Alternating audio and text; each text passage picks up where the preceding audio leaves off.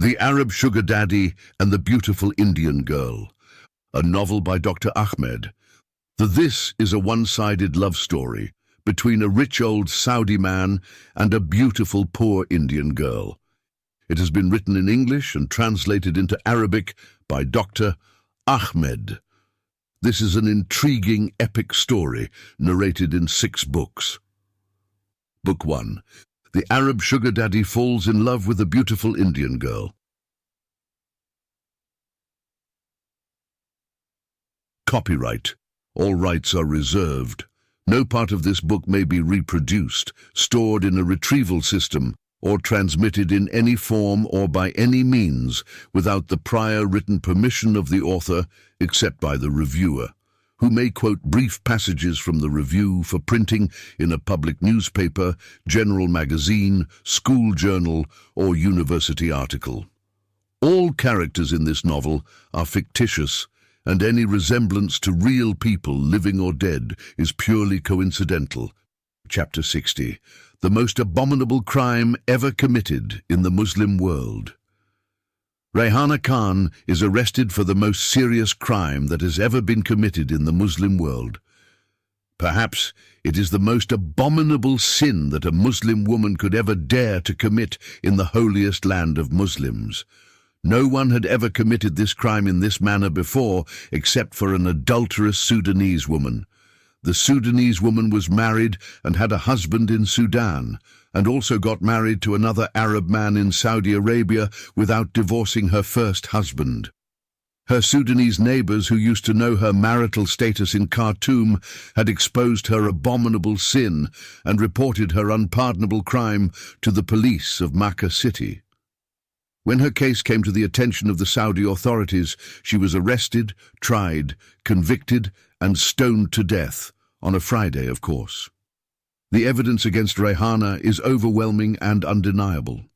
The Jeddah Police Authority has found out that she got married to an Indian man first, and then without getting a divorce from her husband, she had wedded herself to a Pakistani man a few days later. Matrimonial law in the Kingdom of Saudi Arabia stipulates that any foreign couple getting married should have a copy of their marriage certificate sent to the Ministry of Religious Affairs. Likewise, any married couple getting divorced is required to do the same. In the case of Rayhana, there is no proof of a divorce from her first husband. Even if a divorce certificate would be produced later, the Sharia law would not allow a divorcee Muslim woman to remarry until she waited 3 months and 10 days, according to the Quran. Rayhana's crime became more serious after the Jeddah police sent her for a pregnancy test. The result of the urine and blood tests showed that she was 6 weeks pregnant. That means that she was impregnated by a third man other than those 2 men she married in less than a month. She has to produce proof of her marriage with the third man who impregnated her and further prove that he had divorced her before she married the other 2 men. Rayhana shot herself in the foot when she said during her interrogation by the Jeddah police that her Indian husband, who fathered her daughter, had died 2 years ago. Moreover, she confessed that when she came to Saudi Arabia, she was not married to any man. Then she claimed that she got raped by 2 Saudi policemen, but she could not be able to produce evidence of her alleged rape.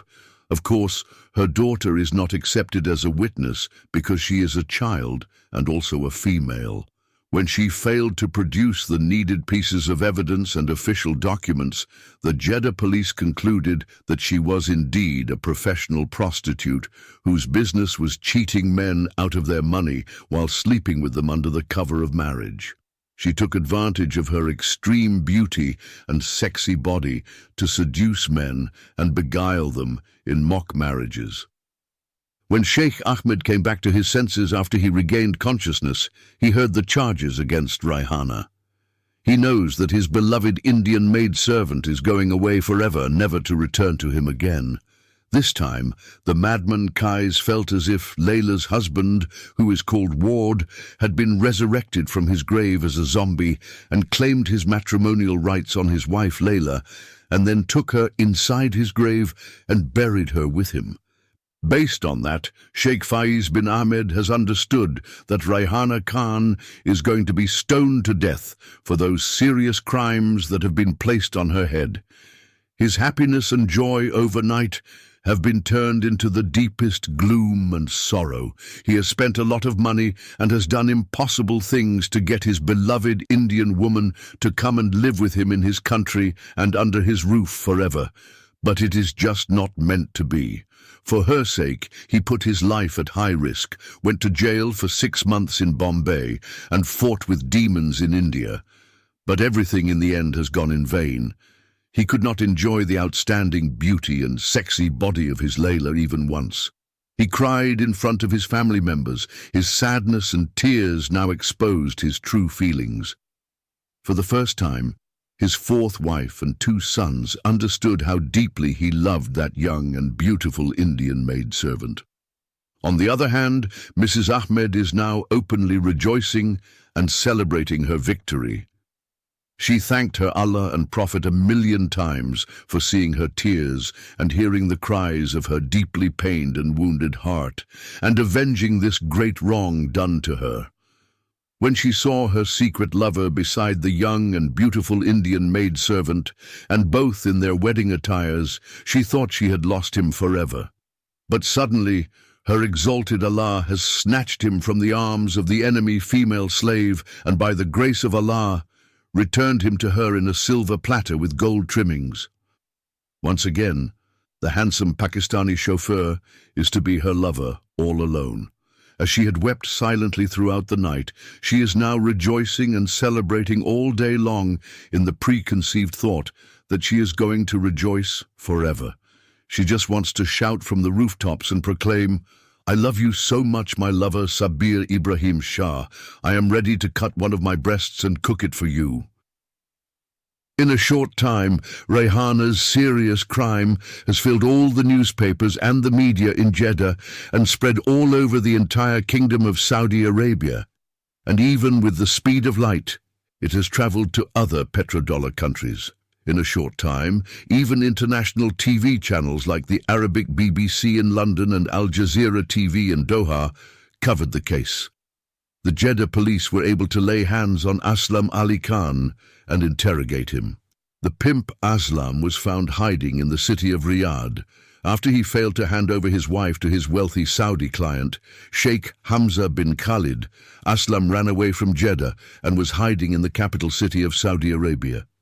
The Indian friend that sheltered him revealed his whereabouts to the Riyadh police. The media spotlight led Aslam's friend to become an informant. He had read about the sensational case and understood the friend he was sheltering was no doubt involved in one of the most serious crimes ever committed in the Kingdom of Saudi Arabia. When Aslam was taken into custody, his friend called the local newspapers and told them he was the good citizen who revealed the hiding place of the first husband of the adulterous Indian woman Rayhana Khan, who married 2 men at the same time. He knows in Islam polygamy is allowed for men, but polyandry is not permitted for women. His 15 minutes of fame was realized when media men came and knocked on his door, for his statement interviewed him and made him famous overnight. According to Aslam's confessions, he admitted that he married Rayhana Khan legally. She stayed with him in his apartment in Jeddah for a couple of weeks. He had sex with her many times during those few days. He said further that he did not divorce her. He took her to a Filipino beauty salon, and when he returned after 2 hours, he found out she had run away with another man. She did not bother to leave a notice for him and inform him why she had decided to leave him. He searched for her everywhere but could not find her. She stole all his savings and disappeared from his life.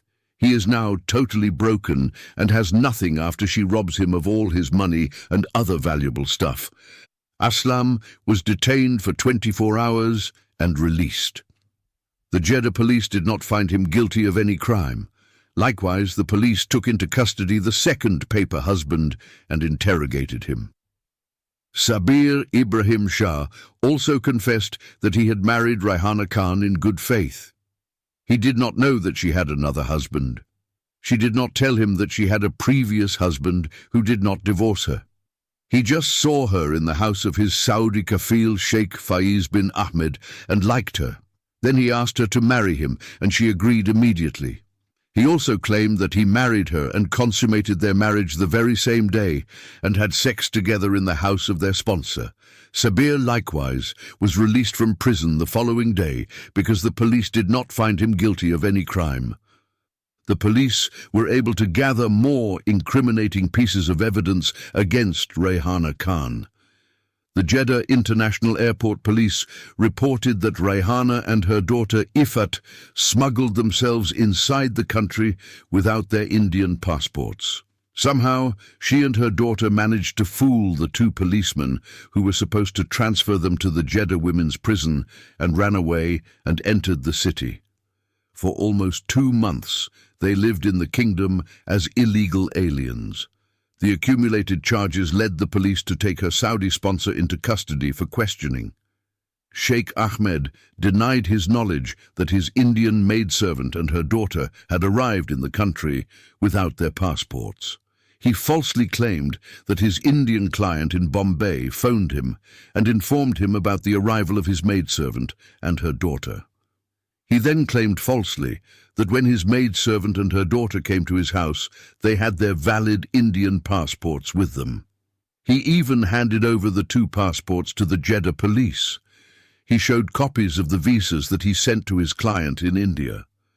Jeddah police could find no reason to detain Sheikh Ahmed, so let him go too. For the crazy lover Kais, it appears that his great love for the Indian Layla has suddenly turned into a mere lust after a beautiful young woman who is as young as his granddaughter. When his beloved woman was taken into custody and charged with one of the most serious crimes ever committed in the Muslim world, he washed his hands of her. He already began to think of finding another young Indian woman to purchase to satisfy his lustful desires, which only the flames of hellfire can quench. The only person who has become exceedingly happy at the Indian maidservant's dire fate, of course, is the despicable and ugly Arab woman, Mrs. Ahmed. She rejoiced and celebrated, shouting joyfully from the rooftop. She waited eagerly for her old husband to go to one of the houses of his other 3 wives so that she could rebuke her secret lover to reclaim her place in his heart and have him all alone as her sexual satisfier forever. Sheikh Ahmed began to hate his 4th wife for her continuously reminding him that he had brought an Indian prostitute home, so he left her, if anything, just to get some peace of mind. In the meantime, his heart is filled with a mixture of anger and sadness toward the detained maidservant Rayhana. Mrs. Ahmed demanded that her husband either send the daughter of the Indian prostitute to her country or to the women's jail where her mother is waiting for her execution. When he refused to carry out her demands, she asked him to take her to live with one of his 3 other wives.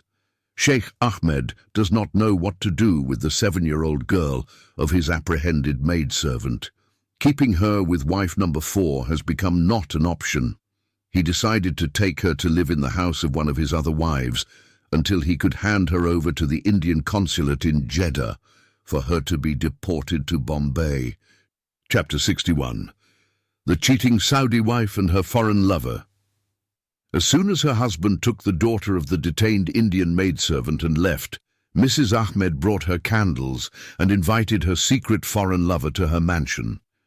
The excuse she gave to her husband is that she needs the family Pakistani chauffeur to take her to the supermarket for shopping. In Saudi Arabia, a correctional police officer will not arrest a woman who is found in a car with the chauffeur of her husband. The police might demand some proof that the driver of the car is the chauffeur for the family. That particular morning, the happy Saudi woman spent more than an hour in the bathroom preparing herself for her good time with her secret sex partner. She cleaned her body and removed every strand of hair from her legs, arms, and hands. She even shaved and cleaned the pubic hair, covering her vagina and underarms. To top it off, She painted her nails and brushed her hair. She has done everything she could to make herself look like a lovely young Indian woman. She has emptied almost half a spray container of costly Indian perfume on her clothes and body. Then she applied the black henna tattoo on her hands and legs. She used strong glue, which is called halawa, and pulled out of her pussy its pubic hair by its follicles. She also has applied black coal on her eyebrows. She covered her thin lips with lipstick. She put a golden pink manicure on the fingernails of her hands and feet. She applied the dilka and komra on her fleshless body. She then applied musk perfume on her body and black underwear. She's wearing high heels and sexy boots. She has nothing on her skinny body except her pink bra and black underwear. Her small underwear is covering only her pussy, but it could not hide her flat buttocks. She has nicely combed her thin, greying short hair. She has decked her ears, nose, hands and neck with gold and diamonds. In a nutshell, the noble, rich Arab woman has done everything she thought might make her look like her rival woman, the dirty Indian maidservant's beautiful face, sexy body and young age. When her handsome and unfaithful secret Pakistani lover showed up, his secret ugly Arab girlfriend gave him a long lecture in the living room on fidelity. She forced him to swear to Allah that he would never repeat what he did to her again. She demanded that he should place his right hand on the Holy Quran and promise allegiance of everlasting fidelity. She also made him pronounce the 3 divorces of his newly detained Muslim bride, the so-called dirty Indian prostitute Rehana Satan Khan. After forcing him to repent in tears and taking the oath of allegiance and divorcing his Indian wife Rehana, the cheating and ugly Saudi wife has brought her Pakistani handsome lover to her holy bedroom to have fun with him and get fucked by his big penis in her pussy all day long until her 2 sons Khalid and Tariq would return from their school. Mrs. Ahmed, for the first time, has decided to allow her secret lover to enter her husband's bedroom. Before that day, she used to believe whatever an immoral thing a Muslim woman does, she should perform it away from her husband's bed. She heard that the Muslim woman who cheats on her husband in their marital bed would cause the angels of Allah to curse her night and day. Her loss in this life and the life to come would be the same as the disobedient wife who refused to allow her husband to sleep with her on the bed. The angels of Allah would curse her until the morning. She will be hung in hellfire by her breasts while she is burning for eternity bare naked. However, that particular day, her victory over her bitter rival woman Rehana made her ignore this important commandment. Thou shalt not fornicate in thy marriage bed. And so she took her secret lover to the bed of her husband. She is looking to maximize her self-indulgence, and this risky move made her feel like this would give her the greatest amount of pleasure. Sabir is shocked when he sees they are going to be spending time in the master bedroom with beautiful candles and the sweet smell of perfume circulating in the air. He has seen the biggest bed he has ever seen, the like of which he has never seen before. He knows if they are caught red-handed having sex on his kafil's bed, they will be stoned to death. There is a porn movie playing on the big screen just above the bed. Mrs. Ahmed asked her secret lover to remove her dress. While her lover is removing her clothing, he is looking at the beautiful butt-naked white girl who is having sex with a buck-naked young white guy. Mrs. Ahmed decided today to go the extra mile. She decided to imitate everything the young white girl was doing to her sex partner. She ordered her lover to remove his clothes and be like her. Mrs. Ahmed did many things differently that day. She's so overjoyed that she found herself singing a vulgar Arabic song she learned from an Egyptian porn movie where the words go as Nikni wafta kusi, nikni fekosi al-muasil, dakhil zibak washrot tizi. You must fuck me and open up my virgin pussy. Do it to me up in my juicy pussy and insert your dick in my buttocks and tear up my big ass. She began to look at the porn movie and mirror and imitate the white girl on the screen. At first, she forced her secret lover to suck and lick her thin lips and then fondled the tiny nibble of her left flat breast. Lastly, She made her Pakistani lover suck her circumcised and genitally mutilated pussy. For the first time, she used her mouth on her lover's penis and sucked it just like she is eating a lollipop candy or a cone of vanilla ice cream. But things seem not to work the way it is doing on the LCD TV screen. Her lover's genital organ is not responding to her tender manipulations. She tried and tried to stimulate him, but it was as if her secret lover could not feel her hands or mouth. She told him to keep his eyes glued to the big screen. She knows that if he looked at her ugly face or her fully naked thin body, he would lose interest.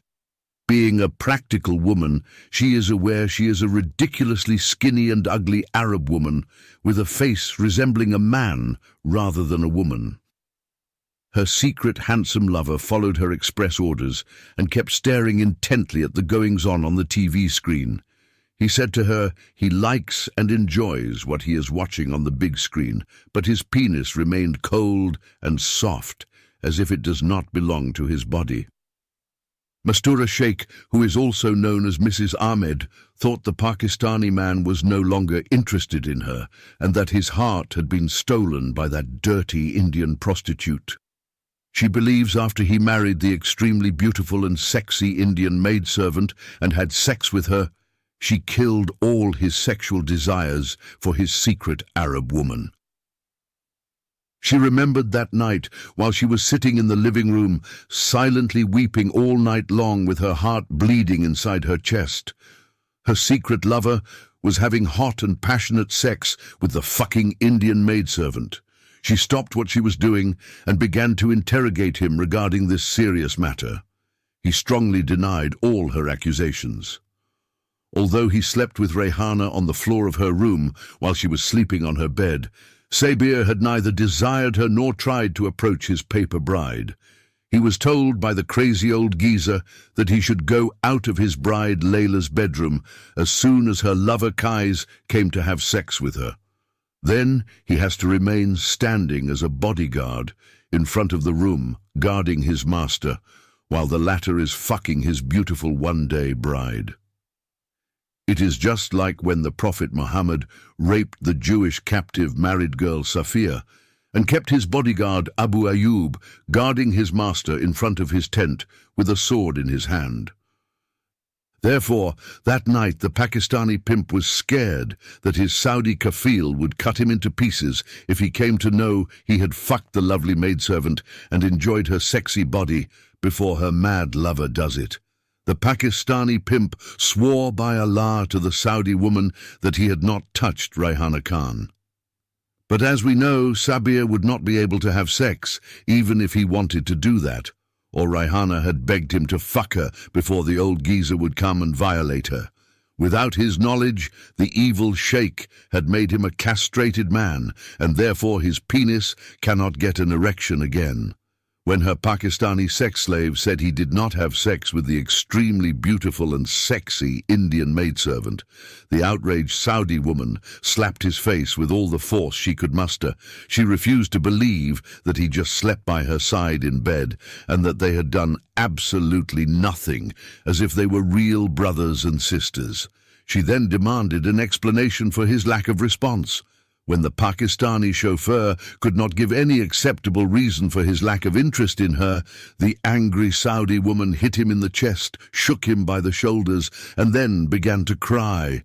He begged her to allow him to go, but she refused. She kept beating and punching him. She even grabbed him with his shoulders and began to bite his flesh with her sharp teeth. He has concluded that the mad Arab woman is about to eat him up like a female sex-deviant cannibal. This cruel torture has caused him to scream out in pain. In those moments, Mrs. Ahmed would have killed her secret lover if he had not managed to push her away at the right time. When she fell on the floor, he picked up his clothes, ran out of the room, and escaped out of the house for his dear life. He then quickly jumped inside the Saudi kafil's car and drove away. The extremely outraged Saudi woman has not run after him. She remained on the floor and sat while kneeling on her knees, beating her body and pulling out her thin, greying hair like a raging lunatic woman in her extreme epileptic fits. After lamenting the loss of her handsome Pakistani lover, Mastura got up and put on her black underwear. She then walked out of her room while half-nude and topless, went to the black Sudanese guard, dragged him by his right hand, and brought him to her bedroom.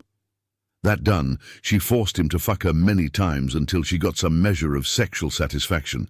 She has enjoyed sex with him more than with Sabir.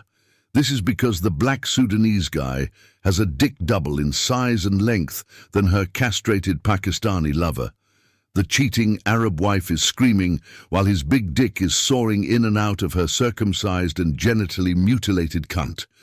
Before that day, she would not allow him to step foot in any of the many rooms of her huge mansion and defile it with his filthiness. He is made to sleep with his big dog in a small booth at the gate of his Arab master's palace. Sheikh Ahmed, his wife Mastura, and their two sons, Khalid and Tariq, have named their security guard Abidena, which means our black slave or our black zongi. But that day, the so-called dirty black Negro has suddenly been transformed into Giacomo Casanova, the epitome of women's romance, and has passionate and hot sex with the cheating wife of his Saudi master. An Arab woman would rather prefer to have sex with a dog, a horse, or a donkey than have sex with a black man. There is something unique in having sex with that black Casanova, which made that Arab woman crazy after him, and she has allowed him to fuck her many times on the bed of her Saudi husband. From that day onwards, the so-called ugly black Negro became the new, secret sex satisfier and eternal lover for the cheating wife, the noble Saudi woman, Mrs. Ahmed. Chapter 62. The danger of being lovers in the Muslim Holy Land. We now need to take a short break from the tragic story of the misfortunate Indian widowed Rehana Khan and her orphaned daughter Ifat Khan, and narrate in 2 consecutive chapters the sad case of another foreign Pakistani wife and her secret lover. So far, Rehana and her daughter Ifat have seen nothing good in the so-called Promised Land that flows with money and honey, except evil in its darkest form. They could not be able to be filthy rich or scoop foreign currencies scattered in the streets of the holy city of Jeddah as they had been told in their poor fatherland. They have been abused in every possible way, and finally they have been separated from each other forever, and every one of them is waiting for a dark future all alone in that male-dominated country with no rights for women and foreign workers. The 7-year-old daughter Ifat might not meet again her detained 22-year-old mother Rehana. It appeared that they had been cruelly and unjustly separated for eternity, infinity, and beyond. At any rate, let us go back to the tragic case of the other Pakistani lovers. As we shall see later, this tragic case is somehow related to the sad case of the unjustly arrested and detained Indian maidservant Rehana Khan. The misfortunate young woman in this new saga of unceasing abuse and suffering is called Sakina, and her Pakistani husband is known as Dr. Abu Islam. Abu Islam is a Pakistani man living in Saudi Arabia for 10 years and working as a medical doctor in a big hospital in Jeddah city. He is a widower who lost his first Pakistani wife many years ago. He has only one son from his late wife Nadia Hassan. Sadly, his son also died in the same car accident in Jeddah city along with his mother. His late son was called Islam, and that is where the doctor obtained his precious nickname, Abu Islam. His real name is Muhammad Ali, but everybody knows him and calls him Abu Islam, or Father of Islam. For many years after the death of his wife and son, Abu Islam remained single. Recently, his parents in Pakistan made him marry his cousin, Sakina Ahmed. It is not a love marriage, but an arranged marriage. There is a 20-year age gap difference between the new bride Sakina and her bridegroom, her cousin Abu Islam. Sakina is a university graduate. She is in love with a young man that is her neighbor. They are in a serious relationship and want to get married. For some reason, her parents objected and stood strongly against her love affair with her boyfriend. Therefore, they married her off to her cousin, Abu Islam, to put an end to this shameful love affair with their young, beautiful, and highly educated daughter. Unfortunately, Dr. Abu Islam never knew anything about the love affair between his new bride and her boyfriend. Sakina also did not tell him about her love affair. He spent only 1 week in Pakistan with his new life partner. As soon as he returned to the Kingdom of Saudi Arabia, Abu Islam began the process of bringing his new bride to live with him. After she arrived in Jeddah city, Sakina resumed her love affair with her long-distance lover, secretly communicating with him by phone and sometimes writing letters to him. She told her lover not to write back or telephone her. She would phone him whenever there was an opportunity for her to do so. Since her husband is always busy at work, Sakina found ample time and space to communicate with her true lover and dream of what could be. Nevertheless, the separated lovers are not satisfied, communicating just through writing and talking on the phone. They felt the need to be near each other and express their love for each other through other means. To work toward this goal, the lovers made a secret plan. Accordingly, this plan called for Sakina's lover to apply for a job in Saudi Arabia and then come and live near his beloved girlfriend. The lover followed the plan and applied for a work visa to Saudi Arabia. As soon as he obtained the visa, he traveled from Karachi city to Jeddah city. Yasin Sheikh, Sakina's lover, refuses to accept the fact that the love affair has no place in Muslim society, and he is determined to pursue his beloved girlfriend wherever she goes. He studied engineering at Karachi University, and after his graduation, he became a remarkably successful engineer in his country. But when he came to Saudi Arabia, he could not find work in his field of specialization. He found a small job as a clerk in an import and export company in Jeddah city. Yasin's main goal is not to make money in the rich Arab country, but to be close to his beloved girlfriend Sakina. As soon as he arrived in Jeddah, he stayed briefly with his Pakistani friend. Shortly afterward, he moved from his friend's apartment and rented an apartment in a building occupied mostly by Pakistani tenants. Yasin has not moved to this apartment complex because he loves his Pakistani people, but because his beloved girlfriend Sakina is living there with her husband, Dr. Abu Islam. Without exaggeration, one can say with confidence that Yasin and Sakina's love for each other has surpassed the love of Kais, Layla, Romeo, and Juliet. It is just like the love of Krishna to the married girl Radha. In Hindu mythology, the love of the Hindu god and goddess is called Radha Krishna. They are combined in one single name. So those modern Muslim lovers can be combined with Sakina Yasin. They are one soul in two bodies. At any rate, as it turns out, everything worked out perfectly for the two intimate lovers, and they could be able to live and be close to each other. Not only that, whenever Sakina's husband goes to work, she calls her lover on the phone and asks him to come over to her apartment. Meeting for the first time after a long and painful separation, the intimate lovers, who are the modern incarnation of Krishna and Radha, did not deny their passions and expressions of love and all the feelings they have for each other. Whenever they met, they kissed, hugged, and had sexual intercourse. Before Sakina was married to her male cousin, the lovers had never had sex. In those days, they believed sex before marriage was haram and a disgrace. They were hoping sooner or later they would get married to each other with the blessings of their families. Nevertheless, what Sakina and Yasin are doing would not remain hidden forever in a closed and strict Muslim society like Saudi Arabia. Their Pakistani Muslim neighbors have eyes to see and ears to hear what is spoken and done behind closed doors. Many times, some curious Pakistani neighbors spotted Yasin entering the apartment of Dr. Abu Islam in his absence. According to the Islamic Sharia law, the Muslim wife is not supposed to allow any man to enter her house in her husband's absence, even if that man happened to be her father-in-law. She could only allow her father or brother to enter her house if her husband was not there. So, some of the neighbors, being moved by what they saw as an unholy alliance, made it their business to contact Dr. Abu Islam by phone and disclose to him what is happening behind his back. Some of them even wrote anonymous letters and sent them to Dr. Abu Islam at his address at the hospital, and informed him about the disgraceful love affair of his wife and her open cheating on her lawful Muslim husband.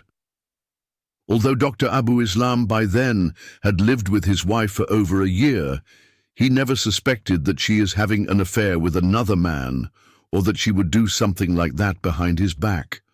Consequently, the news of his wife cheating on him made him feel the ultimate betrayal, especially when he had succumbed to his family's wish and had married her. He decides to punish her for her unfaithfulness, but wants to verify the rumors first. If she is dishonoring him in this fashion and defiling their marriage bed, he would catch her and her secret lover red-handed, and thus he would have the right to divorce her, sending her as a divorcee back to her family in Pakistan. Dr. Abu Islam never thought of slaying his cheating wife in an honor killing or sending her to the Sharia court to be stoned to death for cheating on him. He does not want a guilty conscience of having caused the death of his wife, or exposing their families unnecessarily to bad publicity and an ugly reputation. After all, she is his female cousin and remarkably close relative. Therefore, he understood that her parents' scandal would be a scandal for his family too. Her father and his father are real brothers who have the same parents. Alas, before Dr. Abu Islam could carry out his plan to punish his unfaithful wife without killing her or causing her to be stoned to death, his self-righteous neighbors took it upon themselves and did what they thought was their duty as good Muslims to do. They thought that perhaps Dr. Abu Islam either did not believe the information he received through the various means of communication, or he believed the news and was too busy to do anything about it. Accordingly, the news of the Pakistani wife who is having a love affair with another Pakistani man who is not her husband and openly cheating on her Pakistani husband by sleeping with her boyfriend reached the Saudi police headquarters. The Jeddah police carefully planned a surprise raid, being given the exact day and hour of this serious criminal indiscretion. Upon arriving at the apartment of Dr. Abu Islam, they broke down the door and rushed inside. Unfortunately, when the holy cops of Allah entered the apartment, the lovers happened to be in bed, making love to each other. They were caught red-handed, arrested bare naked, and taken into police custody without their clothes. After their arrest and harsh interrogation, both lovers admitted their secret love affair and adulterous relationship. During her interrogation, the beautiful and young Pakistani wife Sakina is not only beaten up by the male police officers, but she has also got gang-raped by them. A few days later, the adulterous lovers were tried and convicted by the Jeddah Sharia court. Yasin has been sentenced to receive 100 lashes on his back and buttocks because he committed adultery while he was not married. Sakina, on the other hand, has been sentenced to be stoned to death because she committed adultery with another man while she was married and having a husband. Yasin received his 100 lashes with a whip and was allowed to go to his apartment. The flogging he received to his back is less painful than massage therapy. The executioner who flogged Yasin held a copy of the Quran in his right underarm between his right shoulder and his chest, and he is not supposed to drop the holy book while he is carrying out the flogging with his right hand. But a few days later, the lonely lover Yasin hung himself in his apartment, and therefore both intimate lovers, Radhakrishna, died, like the death of Romeo and Juliet. Chapter 63, The Stoning of the Adulteress Sakina. In the case of the so-called adulterous wife, her punishment is different and has been carried out by over 100 men. The stoning ground is in an open area which could be seen from the building where Dr. Abu Islam and his so-called adulterous wife, Sakina, used to live together as husband and wife. It is also the same building where the lover and his beloved had lived and enjoyed their love intimacy and passionate and hot sex. Dr. Abu Islam felt guilty when he came to know his wife is in love with someone before he married her. If he knew she was in love with someone else, he would not have married her and separated those intimate and sincere lovers. Therefore, he thought, as if he was the one who betrayed his wife Sakina, he wished that the Islamic court would either pardon his detained wife or give her a lesser punishment like imprisonment for a few years, and then release her and deport her to her country. But when he learned through the TV news that his wife had been tried, condemned, and going to be stoned to death, he knew he could do nothing to change the decision of the Islamic court, because it is the judgment of Allah and His Prophet Muhammad, and therefore there is no mortal being can revoke it. Even the king of the Kingdom of Saudi Arabia cannot cancel it. Despite that, he decided to approach the Sharia court and inform the judge who passed the stoning judgment that he was ready to forgive his cheating wife and take her back if she was ready to repent, break up her unacceptable friendship with her lover, and apologize to her husband. Although Dr. Abu Islam expected that the court would not accept his forgiveness and pardoning of his wife, still he followed the dictating of his conscience and went and talked to the Sharia court authority. The Sharia court did not only reject his appeal, but published it in the newspapers. When his Pakistani community came to know through the media that Dr. Abu Islam forgave his adulterous wife and wanted to take her back, they hated him with more bitterness. They considered him to be the most useless and cowardly Muslim man who ever existed. The Pakistani ambassador in Riyadh City said in a TV interview that Dr. Abu Islam and his adulterous wife Sakina are stigmas on the bright face of Pakistan. He further said that any Pakistani man in his place would not hesitate for a second to slay his unfaithful wife on honor killing. Instead, that shameless doctor went and begged the Sharia court to stop carrying the judgment of Allah on his adulterous cousin's sister, and without shame, he wanted to take her back in his apartment as a wife. The Pakistani consul of the consulate in Jeddah city has demanded that the Sharia court should also pass the death sentence on the adulterous man Yasin Sheikh and stone him beside his adulterous girlfriend Sakina. Otherwise, he should be extradited to his country Pakistan so that he would be stoned to death at the Karachi International Airport by the Pakistani angry Muslim men and women. Shortly after the Islamic court rejected the appeal of the dejected husband, the date of the stoning of his wife was announced through all media channels in the Kingdom of Saudi Arabia. It has been scheduled to take place on a Friday at noontime after the public congregational prayer. Every Pakistani man in Jeddah decided to attend and participate in the stoning to show his condemnation of that disgraceful act that one of the Pakistani women did while she is lawfully married to another man. Pakistani women vowed that they would take part in the stoning if the Saudi police authority would allow them to do so. But their requests have been rejected on a religious basis, and only their husbands, brothers and sons could join the other faithful Muslims after the Friday prayer and stone the condemned adulterous woman. Around 12:45 p.m., the execution ground is crowded with men dressed in white garments, and all of them have long beards and somber and angry faces. They are males, big as well as small. Even male children have been brought there by their fathers or big brothers. They looked like monsters and worshippers of Lucifer. None of them appeared as a holy man who was worshipping a true and living deity. There are with them their small male children, who are dressed up in their traditional clothes, which look like pajamas and appear like little white demons, just like their devilish fathers and brothers. None of those kids is smiling or have a childlike face. They also look like small, angry, evil spirits.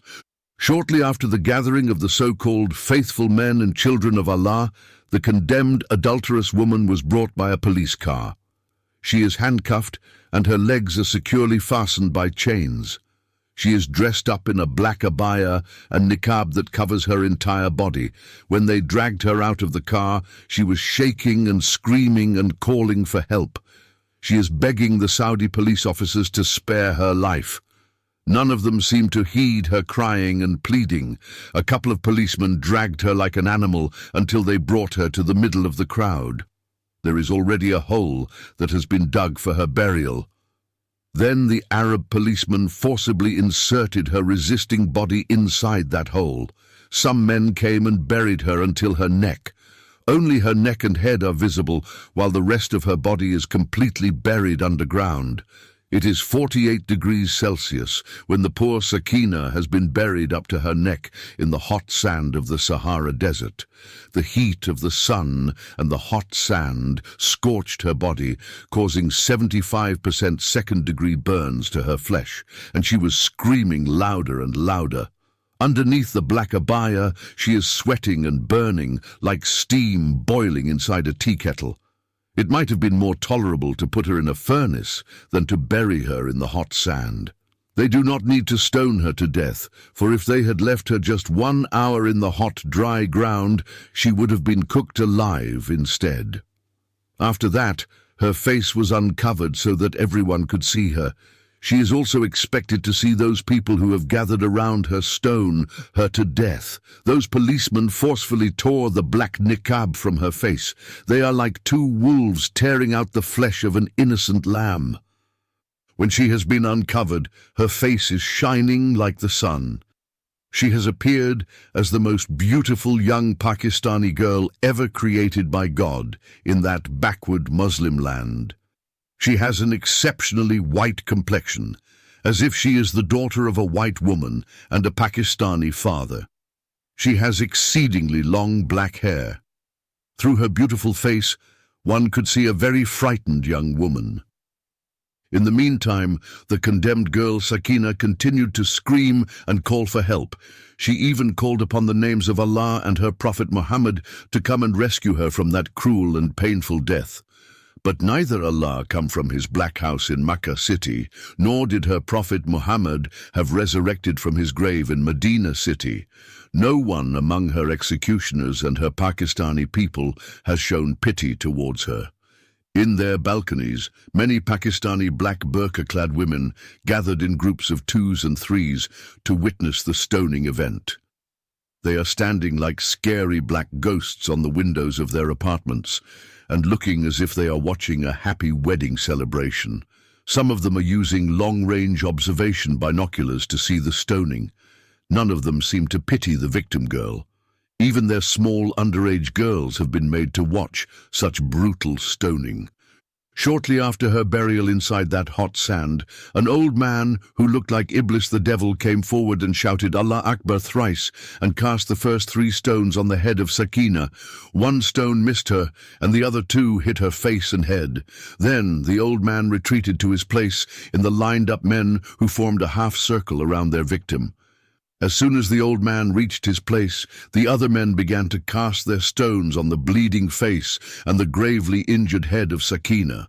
The stones started to hit her from all directions, and the blood gushed out of her face and head like a liquid of red acid. In the beginning, her head kept circling in all directions, desperately trying to avoid the stones. But the stones, like a hail of heavy rain, are falling on her. Sakina felt like a dump truck had dumped tons of cement with heavy stones on her face. She also feels like hundreds of sharp, long nails have been forcefully hammered inside her head. Her eyes have bobbed out of their sockets, and all her teeth have been broken and fallen out of her copiously bleeding mouth. The white marrow of her head came out of her brain. Her nose has been broken and become flattened and completely closed, and she can no longer breathe. Therefore, her screaming and groaning have stopped and can no longer be heard, due to the shouting of the Muslim of Allah in unison, Allah Akbar, Allah Akbar. They are all hard-hearted like those terrorists of ISIS who rejoiced in the beheading of their hapless victims. The victim's head stopped moving and fell backward, which showed that her neck had been broken by those heavy big stones. Although the head became lifeless still, the cruel men continued to throw their stones until they made a big heap over their victim. After all the stones had been thrown at the head of Sakina, the police authority announced through handheld mics with loudspeakers that the stoning should cease. Then a group of cops came and removed the stones. When all the stones are removed, Sakina's face becomes marred and completely disfigured. No one who saw her face before her execution could believe it was the same beautiful angelic face. It is covered with blood and smashed. Its mouth lost all its teeth, and its head lost its long hair. Her toothless mouth is opened as if it is the jaws of a deadly shark. The blood is still profusely running from her face and head. Even her black clothes have been torn into bits and pieces, exposing her buried and dug out the body. The hot sand of the Sahara Desert caused so many burns on her delicate skin. It is too graphic to describe in detail the miserable condition of the cruelly executed female victim, the late Sakina. Finally, the brutally overkilled body of the cruelly executed young woman Sakina has been dragged like a slaughtered animal, placed on a stretcher, and carried away. The crowd dispersed as soon as the dead body had been cleared from the crime scene. While they are leaving, they are conversing with each other as if they are discussing a wonderful sports game or soccer match they have just watched together. Even their female counterparts have remained standing on their balconies and windows and talking and laughing. Some wicked Pakistani women clapped their hands and cheered their men who supposedly have carried out the judgment of Allah and His Prophet Muhammad on the so-called evil and dirty adulterous bitch who spoiled the bright name of the holy Muslim land of Pakistan. Sadly, on the same day, his beloved girlfriend Sakina was brutally stoned to death. Her boyfriend Yasin hung himself and died in his apartment. The two lovers, Sakina and Yasin, have died together, symbolizing the incarnation of modern avatars of the eternal lovers, Romeo and Juliet, Radha and Krishna, Layla and the madman Kais, Cleopatra and Mark Antony, Mumtaz Mahal and Shah Jahan, Paris and Helen, Salim and Anarkali, Jane Austen and Thomas Lefroy, Hir and Ranja, Penelope and Odysseus, and shall we add to them our lovers, Rayhana Khan and Jamal Khan. Chapter 64. The Verdict on the Abominable Sin of Polyandry. The Indian maidservant Rayhana's life has been turned into a nightmare after her arrest. She is worried about the future of her daughter more than she is scared of what is going to happen to her. She is also worried about what would happen to her mother and 5 children in Bombay if the Sharia court in Jeddah sentenced her to be stoned to death. The police interrogators had already told her that she was going to be tried and put to death through stoning. Even her prison female inmates predicted her end. As soon as she arrived at the Jeddah women's jail, Rayhana met an extremely beautiful Pakistani girl by the name of Sakina, who had been arrested under a similar charge of having an unlawful sexual relationship with a man while she was married to another man.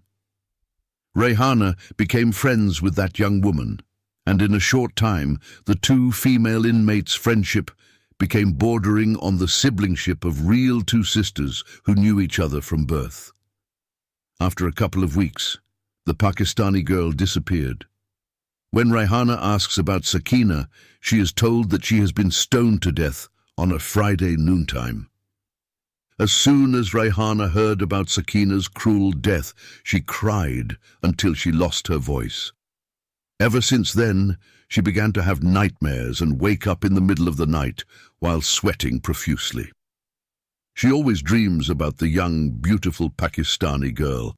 Many times, Sakina came to Rayhana while she is asleep and begged her to stop the Saudi police from stoning her to death. Sometimes, she hallucinated during the day and saw the poor young woman standing in her cell, begging her for help. The continuous visions and dreams led Rayhana to believe that her cell had become indwelt by the spirit of that late young Pakistani woman. She begged the female guards to transfer her to another cell where she could be with other inmates, but her requests have been rejected. At any rate, Rayhana's double pseudo-marriage was discovered merely by chance, by an employee of the Ministry of Religious Affairs. That employee happened to be an Indian Muslim young man. The beautiful face of Rayhana reminded him of his favorite Indian film heroine, Priyanka Chopra. Priyanka is a Bollywood superstar and former Miss World. Before he came to Saudi Arabia, he used to watch every movie made in which Priyanka acted as the leading heroine. He almost worships the very ground the lovely and sexy heroine Priyanka Chopra walks on. But after he came to Saudi Arabia, he could not see her movies anymore because there was not a single movie theatre in that 7th century society. So, when he saw the first marriage certificate of Rayhana Khan to Aslam Ali Khan, her photo stuck in his mind. Every day he sneaked a glance at her file and stared at this gorgeous beauty. When she got married the second time to Sabir Ibrahim Shah, her marriage certificate was sent as an email attachment by the Pakistani imam who conducted her previous mock marriage. It has uncovered the so-called abominable deed of the Indian maidservant Rayhana Khan. As soon as her second marriage certificate reached the Ministry of Religious Affairs, the Indian employee was shocked when he saw the same face and the same name as the newly married Indian girl. He checked the previous file and found everything to be the same, except for the names and photos of the two bridegrooms. He showed his discovery to other employees. Everyone confirmed his discovery that the same Indian girl had married two different men in less than 3 weeks. This is, of course, an illegal act, and the most abominable deed a woman could ever commit in the holiest land of all Muslims of the world. The first thing the employees of the ministry did was to contact the Pakistani Mazoon and inquire if Rayhana had shown him a divorce certificate from the first husband she had married. The Pakistani imam confirmed the two marriages and said that she did not produce any divorce certificate. He falsely claimed he did not recognize the woman in question when she came with the new man to his office for her second marriage. As a rule, a divorced woman could not get remarried unless she showed proof of her divorce from a previous husband. The Quran states that a divorced woman has to wait 3 months and 10 days before she remarries another man. See Surah Al-Baqarah 2 verse 228.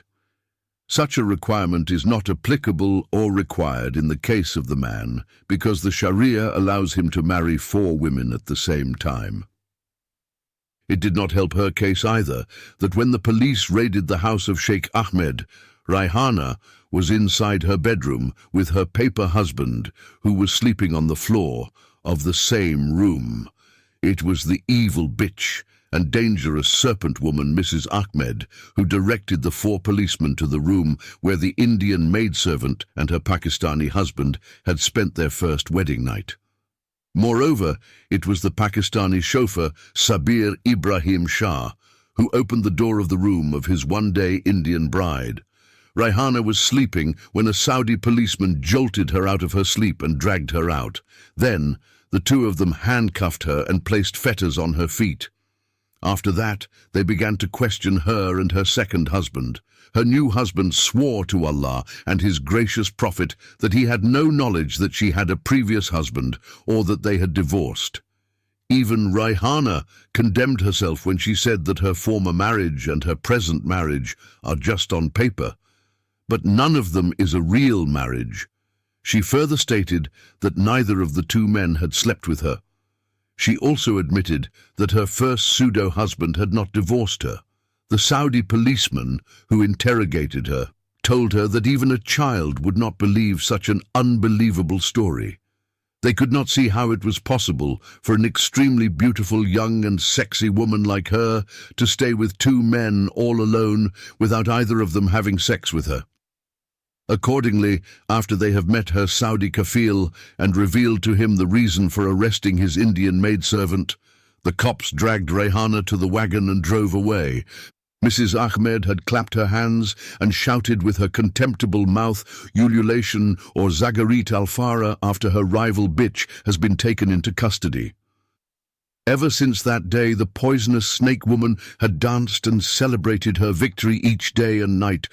Another rule for women accused of adultery is before they appear in court, they are required to take a mandatory pregnancy test. So, after her interrogation, Rayhana was sent for a pregnancy test. The result of the test came back positive. This was the final nail in her coffin that sealed her fate and added to her list of infringements. The urine and blood tests proved that she was at least 6 weeks pregnant. The first question the police asked her was whether she had a third husband. She condemned herself again when she confessed that her Indian husband died 2 years before. When the police interrogated her about who impregnated her, she said she had been raped by 2 Saudi policemen after her arrival in Jeddah city. The policemen were not about to buy that story either. They assumed and then concluded that she was a professional prostitute indeed, who makes her way around the city on a sleeping spree under the cover of halal Islamic marriage, cheats on men, and steals their money and disappears from their lives. The confession of the pimp Aslam Ali Khan showed that she stole his money and other costly stuff and ran away from him. Her second paper husband's testimony condemned her as a cheater who did not tell him she had another husband and did not divorce him. Rayhana appeared before the Sharia court in Jeddah about a month after the day she was arrested. Looking at all the evidence against her, the judge delivered her over to the guards to be stoned to death. The sentence would be postponed until after she delivered her child and nursed it for 2 years. The Sharia court of Allah has handed her down a double verdict: 3 years imprisonment and then to be stoned to death on a Friday noontime. While it is a temporary reprieve, for her it means a 3-year jail sentence in Saudi Arabia and then to be stoned to death. The judge quoted the following religious authority to back up his decision.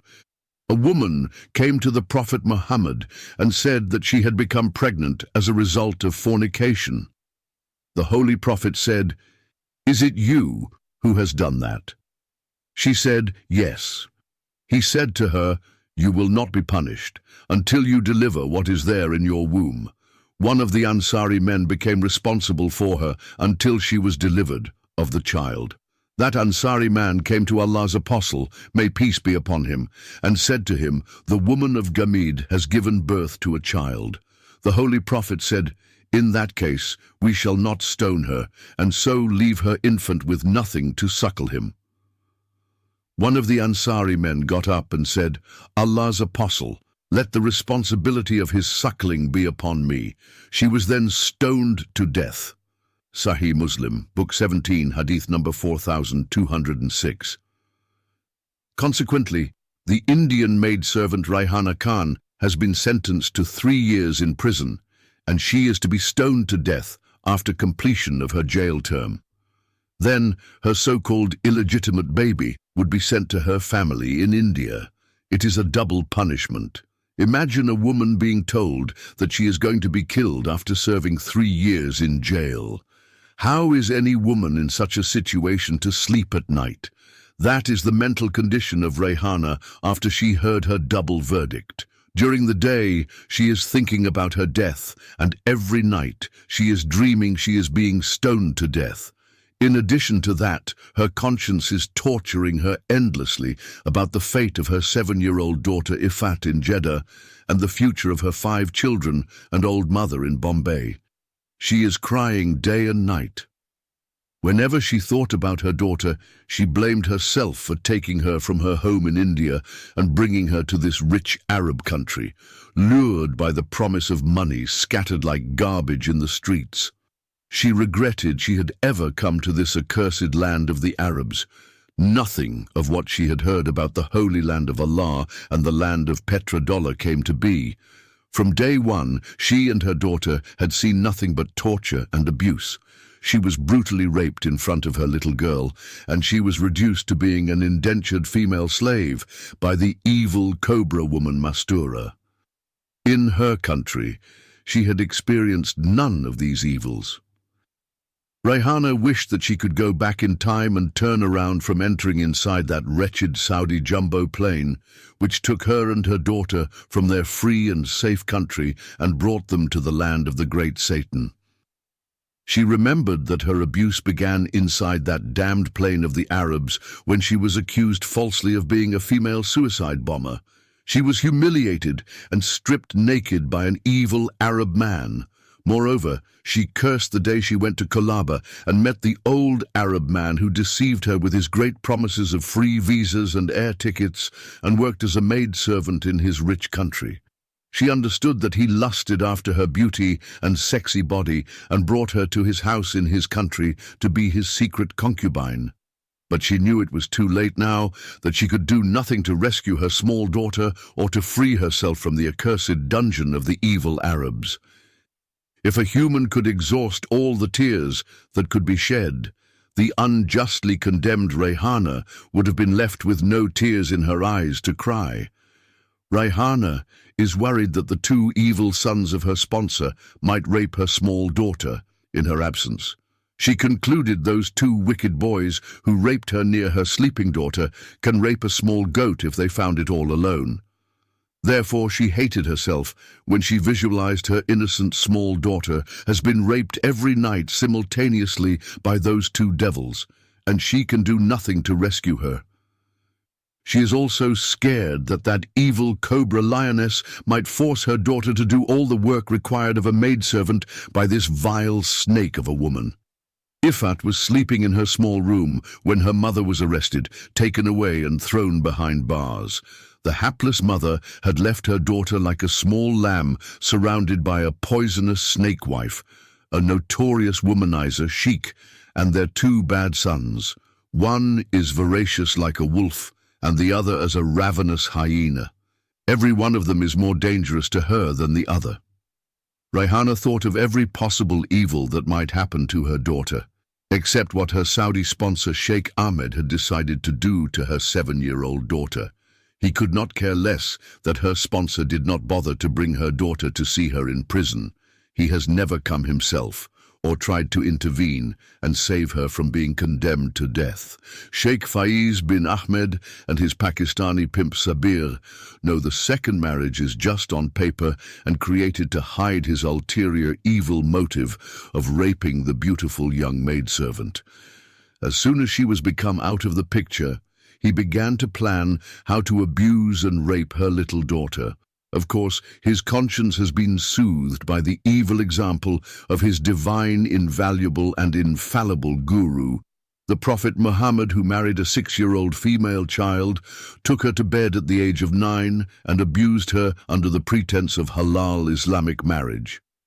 Because of his child bride Aisha, thousands of underage female children get raped every year in Muslim countries due to the example set by an alleged prophet of God. No Muslim would dare challenge what Muhammad did to a 9-year-old female child as an act of child abuse or female child rape for fear of losing his life as a blasphemer and apostate from Islam. This novel is to be continued in Book 2 under the title The Child Bride and the Old Man of Arabia. This epic story is narrated in 6 books. 1. The Arab Sugar Daddy and the Beautiful Indian Girl. 2. The Indian Child Bride and the Old Arab Husband. 3. The Indian Miss World and the Rage of Muslims of the World. 4. Christina and the Complete Jew. 5. The Tears of God. 6.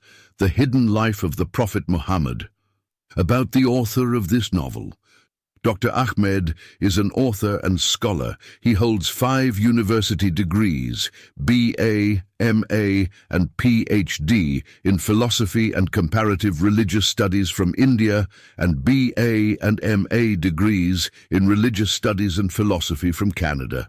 He was born and raised a Muslim, but through his studies of philosophy and comparative studies of religion, he converted to Christianity. He has a unique writing style that can break through any religious, social, and cultural barriers and reveal the truth as it is. In addition, his books rely on eyewitnesses because he witnessed with his own eyes the difficult conditions that Muslim women live in Islamic society. He has written 25 books, but has so far published 10 of them. He authored his novels in English and translated them into Arabic. All of his books revolve around the abuse of women in Islamic societies and terrorism in Islam. Some of his books are available to listen to on his pages on the YouTube website as he narrates them in his own voice.